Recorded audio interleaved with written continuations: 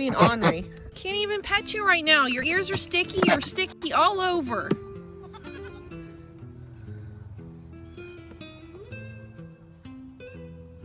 Oh, Lord. You're a bad girl, Rapunzel.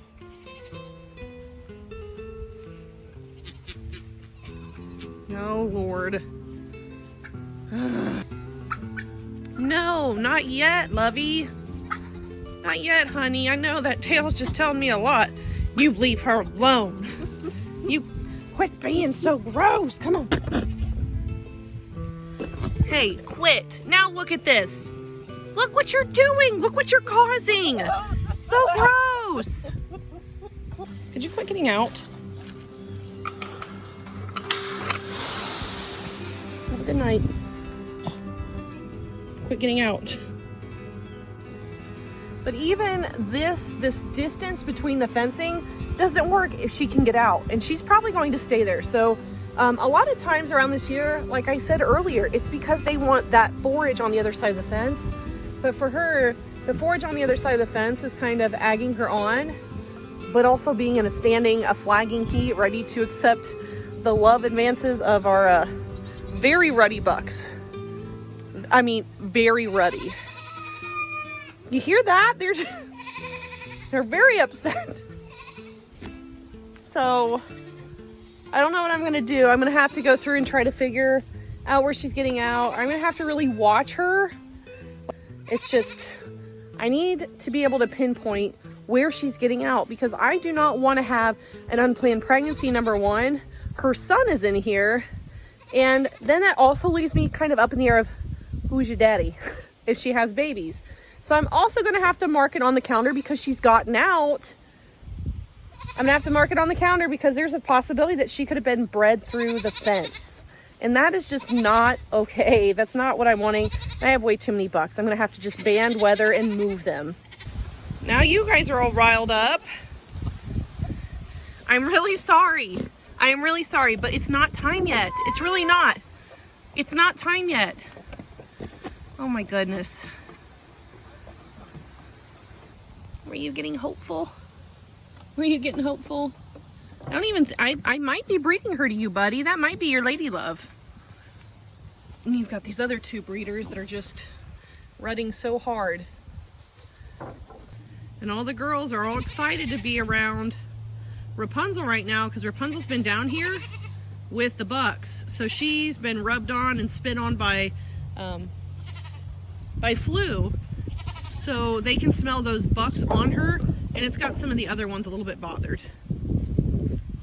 Because you can see there's more than one flagging tail in there right now.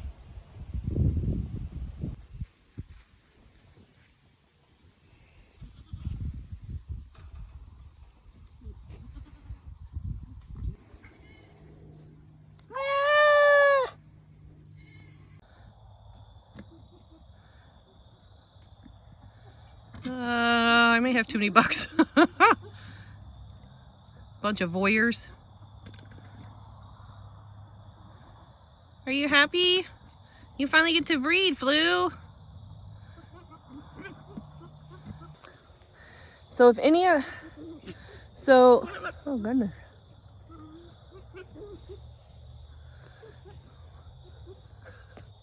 So if any of you are wondering why I'm breeding already when I said I wasn't going to breed until mid-November, well, it's because Pearl and Tootsie are going off to their new home soon.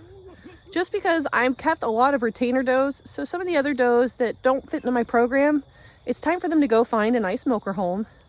And I told them I would go ahead and expose, oh boy, that was a breeding because she's all hunched like that.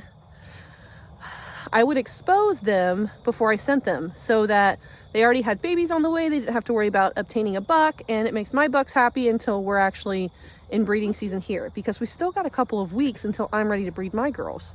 So I've got Flu out here with Pearl, taking care of business, and I've also got Lovebug in with Tootsie, and he's taking care of business too.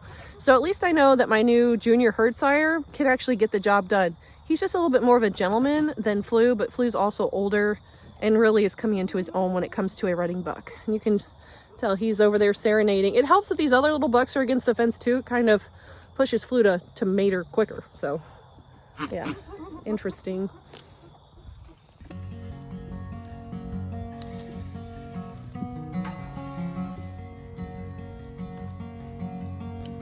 You can always kind of tell in the barn when the farrier's been here because he leaves hoof clippings everywhere. And the dogs love him. Jin, Winnie? Yes. They love them. It's kind of gross, kind of icky, but hey, they like them as their little chew toys. And I'm glad for them to clean up after the farrier.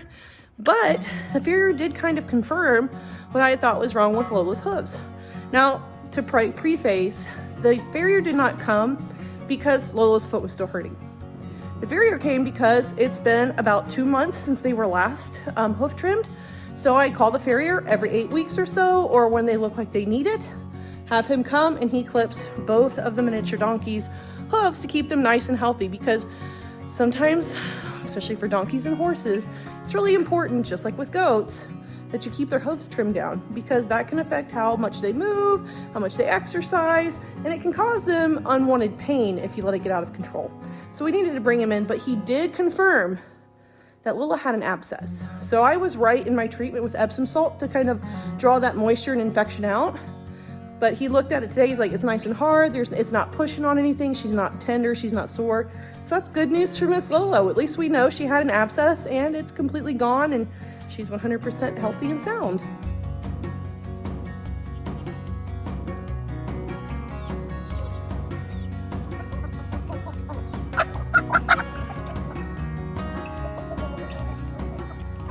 So, here's our honeymoon suite.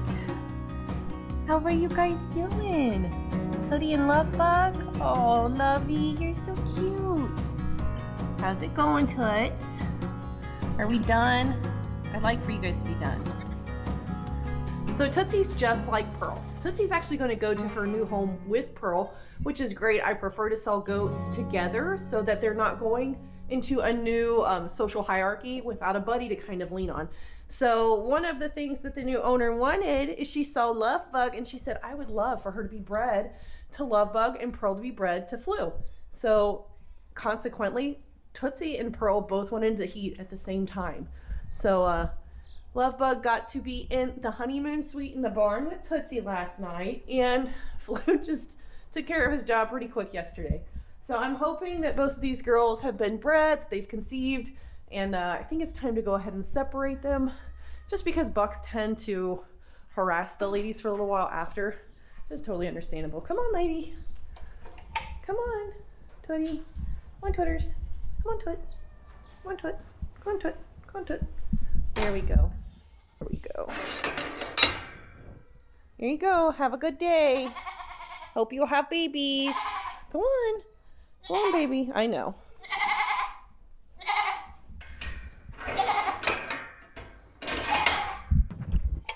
All right, Lovey. Come on. Let's go. Lovebug. Come on. Let's go. Come on, good boy. He's a friendly buck, so hopefully he'll follow. Come in, look, I've got hay. I've got hay for you. Here we go. There we go. See, I've got hay. You like the hay? It's one of the good things about having bucks that are easy to handle, young and friendly. He was a bottle buck, so he's super friendly. He'll pretty much stay right with me. And he's young enough where he's not too driven by hormones yet, so he's pretty easy to handle. Whereas Flu, on the other hand, you kind of got to just get out of his way when there's ladies around. He's not aggressive towards us. You can just tell, like, he takes his job very seriously and is pretty good at it. Right, buddy? Hopefully Lovebug will be like that next year, but I'm enjoying while he's small that he's just kind of like a friendly little buck friend that it's going to give me beautiful girls and fellas next year on the ground with some great genetics to boot. Here we go, boys. Here we go.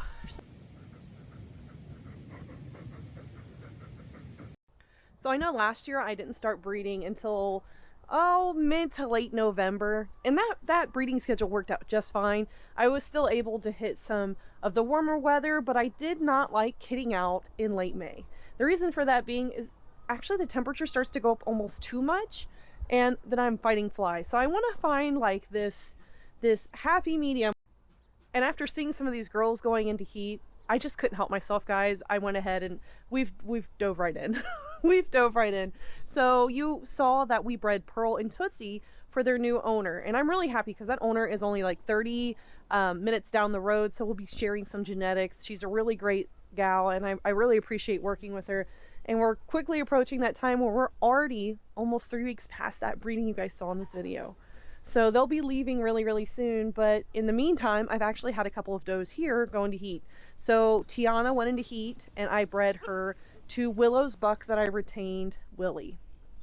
Then I had Willow actually went into heat, and I bred Willow back to Flu because I was really happy to see the buck that came out of her, and the grow rate on her kids is a little bit higher than some of my other does. She carries a really nice udder, so I'm hoping to get some doe kids out of that breeding this year. And then I just bred Merida to Lovebug. So all 3 of my breeder bucks have at least bred 1 doe, and we're just at the tip of the iceberg because it looks like a lot of these ladies actually are going into heat all at the same time. So I'm gonna have to hurry up and figure out how I'm going to handle that. And because I still do have some bucks here that are not staying here, sadly, they're still here, I will be practicing more hand breeding this year. This is actually my first year doing hand breeding. Usually I just put my does in when they're in heat, and I kind of leave them in there for a week or 2, maybe sometimes to that 3rd week to see if they cycle again.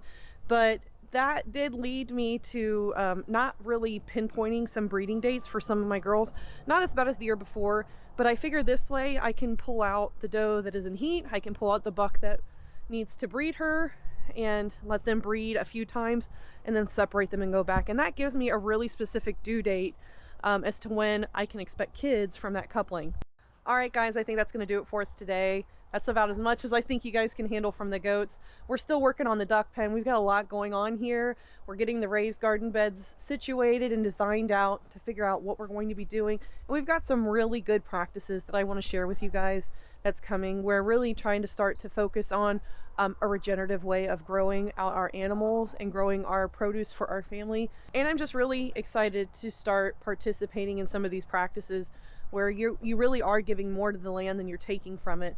And we should always give more than we take, always, in all things. So until next time, guys, I hope that you're being safe out there and being kind to one another. God bless. Bye, y'all.